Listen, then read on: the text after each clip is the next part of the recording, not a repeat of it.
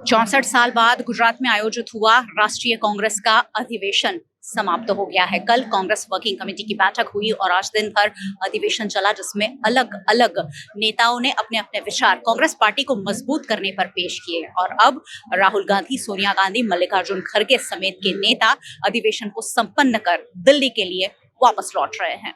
गुजरात कांग्रेस के अध्यक्ष शक्ति सिंह गोहिल भी आज दिन भर और कल से यहाँ मौजूद और एक अधिवेशन को सफल रूप से संपन्न कराने में गुजरात कांग्रेस सफल रही है। लोकसभा के विपक्ष नेता और कांग्रेस के दिग्गज आला नेता राहुल गांधी राष्ट्रीय अधिवेशन को संबोधित करने के बाद वापस लौट रहे हैं और उनकी एक झलक पाने के लिए कांग्रेस के नेता और कार्यकर्ताओं का जमावड़ा यहाँ देखने मिल रहा है। राहुल गांधी गुजरात से अब दिल्ली के लिए रवाना होंगे। कांग्रेस का राष्ट्रीय अधिवेशन संपन्न हो गया है। सर, इस अधिवेशन से क्या निकलकर सामने आया है? कांग्रेस पार्टी किस दिशा में अब आगे बढ़ेगी?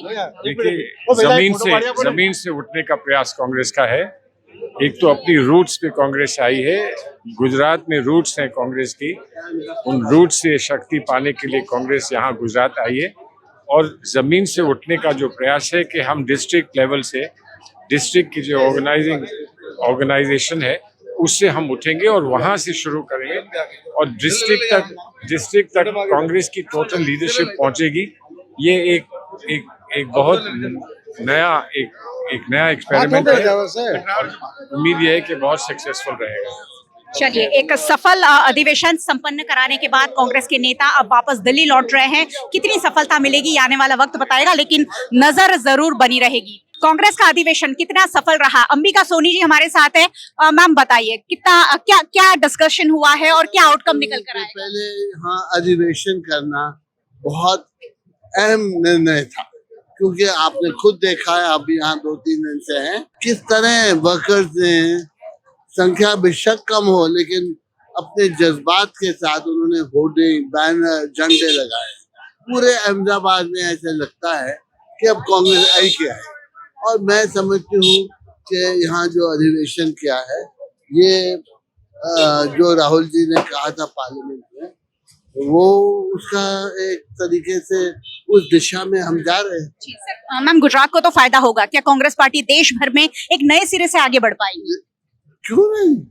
जैसे अब आप नए अध्यक्षों को बना रहे हैं, जिला अध्यक्षों को, और खड़गे जी ने भी कहा लोगों को काम करना पड़ेगा और काम करेंगे तो निर्णायक भूमिका उनकी रहेगी विधानसभा के कैंडिडेट को चुनने के लिए, लोकसभा के कैंडिडेट को चुनने के लिए।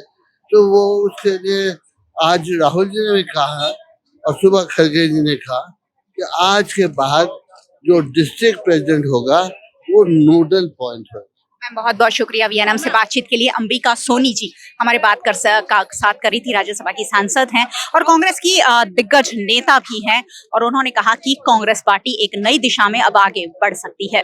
मुझे लगता है भारतीय जनता पार्टी का हर प्रवक्ता दरअसल सिर्फ झूठ बोलता है। उन्होंने नरेंद्र मोदी स्टेडियम नाम रख लिया, क्या क्या नाम बदल करके, सरदार पटेल जी का नाम बदल के नरेंद्र मोदी स्टेडियम कर लिया। पहले तो उन्हें खुद शर्म आनी चाहिए। और इंदिरा गांधी भवन जिसका वो नाम कह रहे हैं, वो पहले से वही नाम था। भाजपा झूठ बोलती है। आप लोग तो पढ़े लिखे, तुरंत पकड़ क्यों नहीं लेते हैं उनके झूठ को? हमने बड़ा सामान्य सा भाषण दिया, हमने दिल से बात बोली है। हम तो मोहब्बत की बात कर रहे हैं और मोहब्बत की बात को चीख चिल्ला करके नहीं, बल्कि बड़े प्यार से कह रहे हैं। फायर, आग, नफरत, ये सारा भाजपा का कॉपीराइट है उसमें।